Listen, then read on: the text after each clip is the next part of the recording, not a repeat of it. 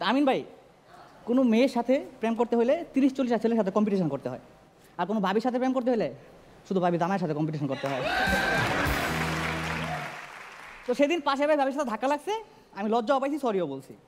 তো কিছুক্ষণ কথা বলার পরে আমাদের মধ্যে বোঝাপড়া হয়েছে। আমি ভাবি নাম্বার নিলাম, চাইলাম হোয়াটসঅ্যাপ নাম্বার, দিছে ইমো নাম্বার। বুঝছি ভাবির স্বামী বিদেশ।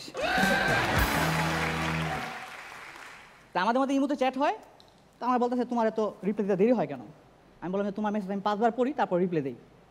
তুমি আমাকে এত ভালোবাসো? আমি না ভালোবাসি না, তুমি এত বেশি বানান ভুল করো, তোমার লেখা আমি 5 বার না পড়লে বুঝি না।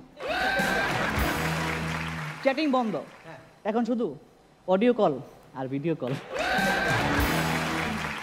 একদিন রাতে প্রায় 3টা-4টা পর্যন্ত কথা বলতেছি, খুব রোমান্টিক কথা বলতেছি। বলতে তুমি এখন কি করো? আমরা ছোটো ভাইয়ের ঘুম পাড়ানোর চেষ্টা করতেছি। ছোটো ভাই? আমি তো জন্ম কোনো ছোটো ভাই নাই। আমি না, ওই গ্রাম থেকে আমার খালতো ভাই আসছে।